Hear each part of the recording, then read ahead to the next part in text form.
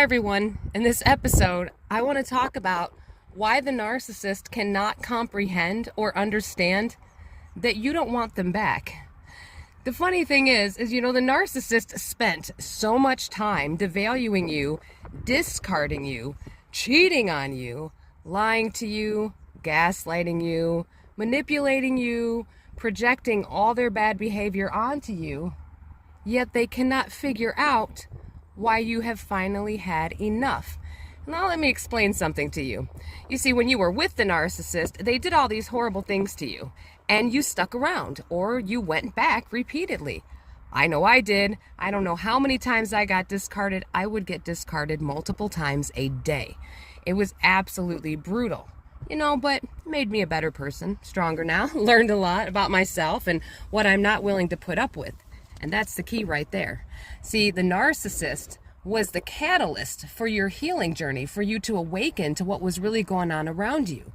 And that is one of the most difficult things you had to go through. Detoxing from the trauma bond was so painful. But then when you're on this journey, you have to stop and self-reflect and start taking accountability for things that you didn't even know you were doing or that you were surrounding yourself with, because we normalize our behavior with our surroundings, that we surround ourselves with our belief system because it's comfortable, it's familiar.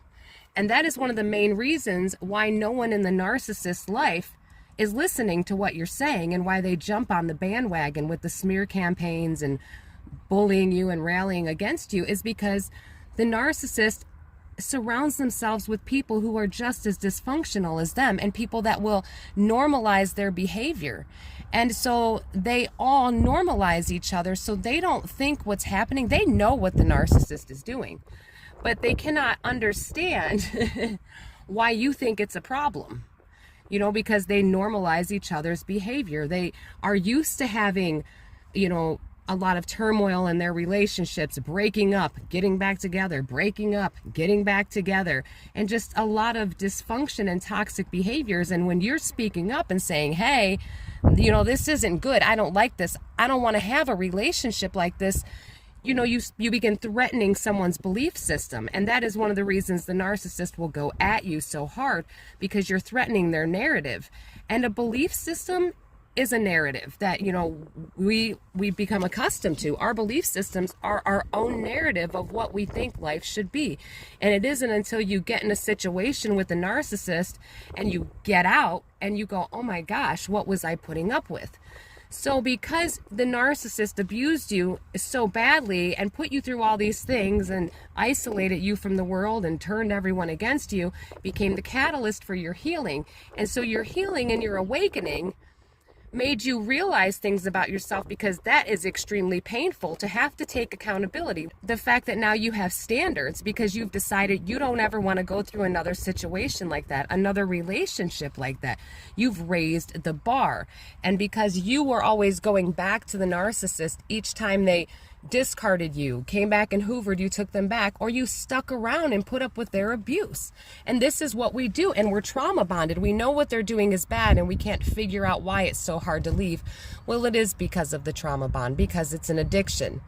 And the narcissist got used to being able to do whatever they wanted to you, and you always coming back for a little bit more. And, as I know, the narcissist keeps a harem of their exes around them. Narcissists don't change themselves, they just change people. When the situation is no longer serving them, they just replace the person. And it's never their fault. And they usually, like I said, the people around them normalize their behavior, which is why every time you kept saying, narcissist, what you're doing to me is no good, you were threatening their narrative, so they became more combative, more verbally abusive, more manipulative. And then all the people around the narcissist, when you try to speak up to them and began defending yourself, which ultimately gave the narcissist more supply, those people felt like you were threatening their narrative, because just as the narcissist doesn't like you telling them their behavior is wrong, because they don't believe they do any wrong. They don't believe they pick wrong. They believe you tricked them into being with you, and that's how they escape accountability for the manipulative bad things that they did to you. And so the people that they surround themselves with feel the same way. they don't want to take accountability either, because then you're threatening their narrative and their belief system that maybe they're dysfunctional and it isn't you after all. Because that would require, as you know through your healing journey, accountability, in which you self-reflect and look at your own behaviors, look at the things that you have done in the past, and why do you keep repeating the cycles. We all go through this on that healing journey. And so it's the people around the narcissist know what's going on. They know. They just normalize each other's behavior the same way we all surround ourselves with people that make us feel accepted and normal, because it's a normal human behavior, need, and desire. So when you finally go heal and you've decided, I'm not putting up with cheating, manipulative behavior, gaslighting, verbal abuse, and all these things that the narcissist just did to you on a regular basis without feeling any remorse, they don't get it. They're like, well, what's wrong with you? What do you mean I've got the problem? They cannot fathom that you are not coming back because they act terribly, because their behavior is poor, because they refuse to have accountability and want to do better. They don't understand how now you can sit back and go, yeah, I don't want that anymore. Just calm as can be. They don't understand what you're saying when you say, you did too much, narcissist. You can't do that here anymore. Narcissists do not like the word no. They do not like to be told, no, you are not welcome here anymore. No, you cannot come back here anymore. Then they get angry. Then they want to punish, because that's why they were abusing you and devaluing you during the relationship. That's why they were discarding you. That's why they were finding supply they thought would be better than you, which then they later realized that supply isn't better than you. They do this over and over and over. So once you heal, the narcissist knows you don't even have to speak the words, I don't want you ever again. I don't want to be cheated on. You've done too much. You've manipulated me, gaslit me, turned people against me, lied about me, made me out to be someone that I'm not. Because remember, when you failed the narcissist, they feel that you tricked them, and that's a projection, because they ultimately lied and tricked you. And again, that's how they avoid accountability. So they take their projections, what they're doing, and put them on you. So they felt that you tricked them when you failed them. And then when you went and healed, that confused them, because then they realized, whoa, you aren't who I thought you were. But that's because they never took the time to get to know you. And a narcissist is used to everyone around them being on the same vibrational wavelength frequency. It's very low vibrational, toxic, drama, unhealthy relationships. And when you left, they expected you to stay in the devaluation phase forever, like all their exes do. That's why, they are always have their exes in the background. They couldn't understand that. So now you've set this standard, and they're looking at themselves, because your healing gives the narcissist an injury. It forces them to look at themselves, because it turns out you're doing much better without them. And how can that possibly be? You're expected to remain in the devaluation phase like all their other exes. No improvement in your life, just, not doing any work. And you did the hard work, and a narcissist has never seen that. So that makes them re-idolize you, but it also gives them an injury. So then they get mad, and they're very conflicted all the time by your healing, because your healing says, do you think I'm ever going to put up with that behavior again? Do you think you could actually ever come back here? See, it's like it's an unspoken thing.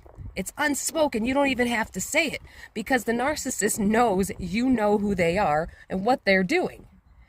And they will run and hide from you. That scares them. And when a narcissist comes back when you've healed, it's to test you, because they just can't believe it. They just can't believe that you're this totally different person, and that now you have boundaries, and now you're like, no way, man. How many people have you been with since we were together? Because you were with a few when we were together.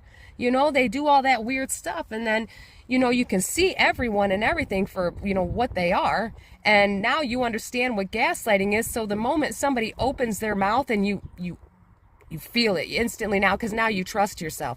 See, when you were with the narcissist, or everybody before that, or if you grew up in a narcissistic family unit, you were used to being gaslit all the time. You were used to being taught not to trust yourself. But now you trust yourself. Now you know that all those feelings, your gut instincts, they were right all along. People were just gaslighting you. The narcissist was always gaslighting you and making you believe it was your problem that they were behaving so bad. They blamed you for their bad behavior. But see, that isn't going to fly now, because once you left and you healed, and they're still doing the same things with the same people, with no improvement, just switching sources of supply, relationship after dysfunctional relationship, and the whole time you're out there just chilling by yourself, doing the hard work, learning about yourself and how you will never go back to that. And it's crazy because you can still, it's interesting through your healing journey, because you could still be trauma bonded and still love the narcissist, still want them to come back, and then all of a sudden the healing kind of creeps up on you and says, do you really want to ever put up with that again? Do you really want to go back to that? Do you really want to be talked to like that every day? Do you really want to have to play detective all the time? Do you really want to sit there and listen to somebody lie right to your face and have to just take it?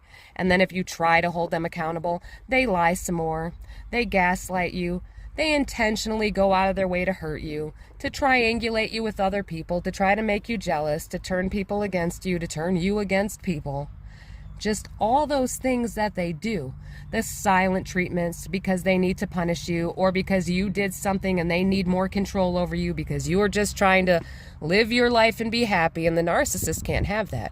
Or if you fail to provide the narcissist with the service that they feel they're entitled to from you, and you didn't even know you were being a service provider, or maybe you injured them because they feel that they had to take an L over some game that they were playing and you didn't even know you were playing a game. After you go through that healing process, and you go through a spectrum of emotions when you're healing, because you'll be like, oh, ruminating, oh, I think I missed them. But then you can't remember what you missed, because even the love bunch, the more you heal, you're like, well, now I know the love bombing phase was fake. So I don't even have any good memories there. And then there were no good memories during the relationship. You ruminate and you're like, that wasn't good at all. There was nothing good about it. At first you think you're missing something, but the further you go on your healing journey, you realize all you're missing is a bunch of abuse, drama, manipulation, lies, cheating, dysfunction. And now that you know this, it's like an unspoken thing. I mean, the narcissist knows. Trust me, the narcissist knows when you're done. Because just the mere thought of how many people they were cheating on you with, or they've been with since you, or having to sit and listen to somebody gaslight you and be expected to just deal with it, you're like, no way.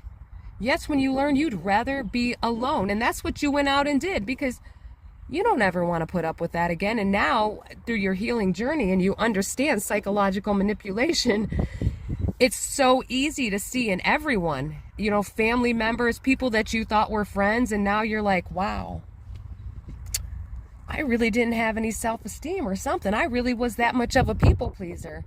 You were doing whatever you could to get your needs met, and now you're like, you know what?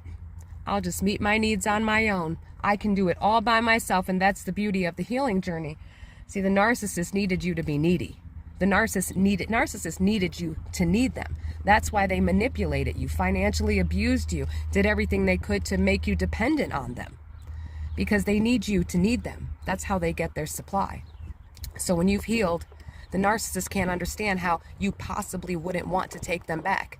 All that stuff I just said, the narcissist cannot comprehend how you don't want them, because they think they're perfect. And then that creates an injury, and then that makes them mad. Yet at the same time, it makes them idealize you again. It's a really disordered way of thinking. So while you're sitting over here like, nah, I would never go back to that. I mean, no, you just know, no, you wouldn't. It doesn't matter. It doesn't matter if a good moment creeps up on you in your memory. All of a sudden, it's like something kicks in and you're like, oh yeah, I remember when they did A, B, and C. I remember when they told me everybody was better than me. I remember when they lied. And you just can't. I cannot express it. I remember when I started on my healing journey, I thought, how am I ever gonna be okay? But then the more that you heal, and time does heal. Time does heal. For the narcissist, time means all is forgiven. See, the narcissist believes that the more time that they're separated from you, that then finally they can come back because maybe you have forgotten what they have done. And the reason why they believe this is because every other person that they've ever been with has never healed and done the work. So we, and I've done it. If you're, we're with the narcissist, they would, silent treat you or ghost you for a little bit of while, and then you let them come back and they'd expect everything to be forgiven because a certain amount of time passed by. And, you accepted that prior. You used to accept that type of behavior. You let that narcissist drop your standards down to an all-time low. And that is another thing about healing and what the narcissist can't figure out, because, the narcissist thinks they're cream of the crop. The narcissist thinks they're top notch. They think they are the best at everything. And so when you heal and you've raised your standards, they don't get that they no longer meet your standards. That confuses them because they think they are the highest standard. They are, the echelon of all. And so when you heal, you raise your standards. And it's not because you think you're better than anybody. It's not anything like that. Healing is hard work. And the more you heal, the more you go, I'm not ever settling for anything below my standards ever again. Like for me, I don't drink. I don't want to be with someone that drinks. And we know old Danielle, old me, would say, well, it's okay if they drink, I guess. And the moment, or maybe they just have 1 or 2 drinks, I'm comfortable with that. But then the moment you do that, you lower your own standards. You go against what you want, what you expect somebody to do to respect you and to respect each other. And so now I know there is no way I will not be with someone who drinks. I don't care if a person drinks. I don't want to be around it. My abusers were alcoholics, drunks, constantly drinking, so I don't want to be around that. I don't want to be around certain things anymore. I don't care if people drink. I'm not judging you. I'm just saying I don't drink, so I want to be with someone that also does not drink. I don't want to be around it. I don't want to smell it. Just the smell and your olfactory senses. The sense of smell is it is the number one sense that triggers memories in the brain. I don't want to smell alcohol. I don't want to smell alcohol on someone's breath. I don't want to kiss somebody that smells like alcohol. So whatever your standards are, for some people, maybe their abuser wasn't an alcoholic. So it doesn't, it doesn't bother them to smell alcohol. For me, that's a trigger. And I don't want to be around it. And the narcissist can't understand how you have standards now. And the moment you decide to lower your standards just a little bit, you are breaking down your own boundaries. So these are things I want you to think about. Actually, you already know these, but you should really focus on what your standards are now, because now you know what you do not want in your life. And the narcissist can't understand that. And more importantly, the narcissist can't understand how you made it out of the pits of hell that they put you through. They cannot understand how you survived through that. They expected you to always be in the devaluation phase. And I spoke about this in another video I made yesterday. What makes the narcissist re-idolize you is because you've set a new standard. They have never seen anyone move on from them and go do better and improve their life. Everyone around them that they've been with is still doing the exact same things, the exact same cycles.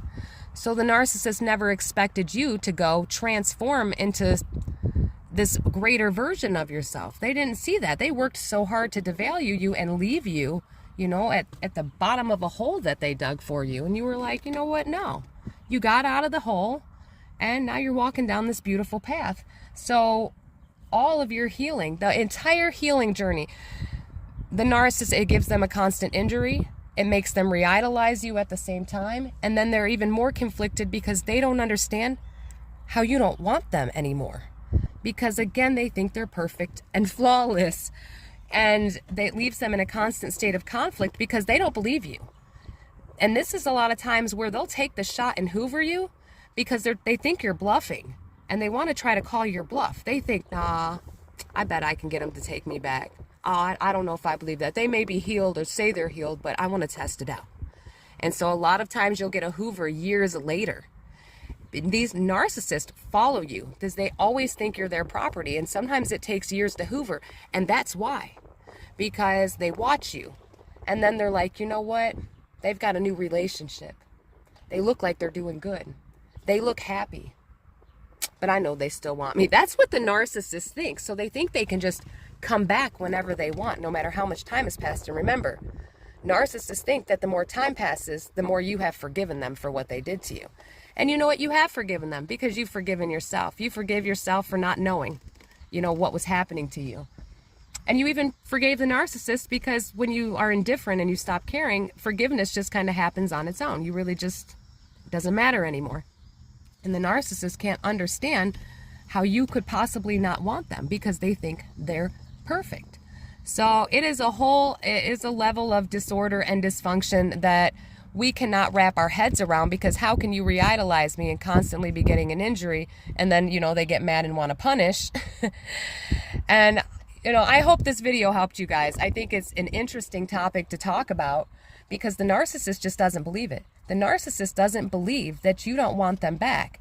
Now that you're detoxing from the trauma bond and have all this knowledge and have this new set of standards, which is what makes the narcissist re-idolize you, because you have to remember the narcissist thinks they're perfect. So if your standards are even higher now, they think they're better. They think the higher you set your standards, the better they are. But at the same time, they don't understand how you don't want them, right? Because they think they're the best. And you're like, have some accountability, narcissist. But you don't want to live that life anymore. So it doesn't matter. Even if the narcissist were to miraculously get healed and want to get better, you still can't ever forget what they did. And who wants to go through that? Who wants to look at somebody? I have gone back and forth with this, and I think there's no way. There is no way, because a narcissist ruins everything sacred. When you were with them, they trashed your love. They trashed that sacred, bond that you thought you were building. But a narcissist doesn't bond. They're incapable of bonding and intimacy. But to you, it was a bond. It was intimacy. It was important. And the narcissist broke that. And yeah, maybe, for a while you took them back no matter what they did. But now you won't, because you see the magnitude of what was happening. And you know that you have too much respect for yourself now, and your standards are set to whatever it is that you're looking for in a person. And after that narcissist, you realize my person that I want to be with is nothing like that. Nothing like any of that.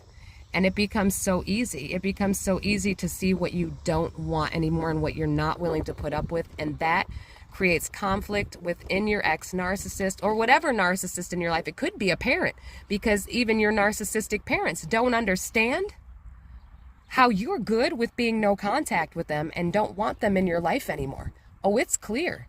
It's clear, narcissistic parent, that because of your bad behavior, you conditioned me to accept repeating these cycles over and over, being with more people like the narcissistic parent, until that narcissist that you dated triggered your awakening and healing. And now you look at the people in your life, family members, and you're like, no, I'm good. I'll just stay over here while you guys do that. And that's how you feel about the narcissist that you thought was your person. You're like, no, thank you. You did too much. All right, again, guys, 23 minutes. I love these long videos. I love to talk. I think these topics are so interesting to talk about. I get really excited talking about it because now that I'm on the other end of the healing journey, it's just, wow, like all of it just kind of blows your mind. And when you're at the beginning, wherever you're at on your healing journey, there's a lot of brain fog around it. A lot of brain fog. So I can encourage you to never stop getting the knowledge on this disorder. Keep learning, because it ultimately helps you navigate through life. Because the more you learn about a narcissist disorder, you're ultimately learning how everyone thinks, including yourself. And that's the beauty of the healing journey, because now you understand how you think, what your triggers are, what you need to work on, what you like, what you don't like, what you want, what you don't want. Because before, when you were with a narcissist or had a narcissistic parent, you were always told what you like. You were always told what you needed to do. You never got to think for yourself. And every time you tried to think for yourself, the narcissist gaslit you and started thinking for you. And you no longer do that. So it's like you're getting to learn who you are finally. You're like, who am I? And you go out and you try new things, new foods, your whole outlook, your whole perspective on life changes, because it's a new version of you now that you never got to know before because it was always decided for you. So I encourage all of you to keep getting the knowledge, but do what feels good to you. You know, do what you need to do to get through. It's okay. You're allowed to relax. You're allowed to be tired. You've been through a lot. So rest, drink lots of water, get some sleep. Things are going to get better, I promise you. So stay safe, stay strong, and keep getting the knowledge. You are all going to be amazing.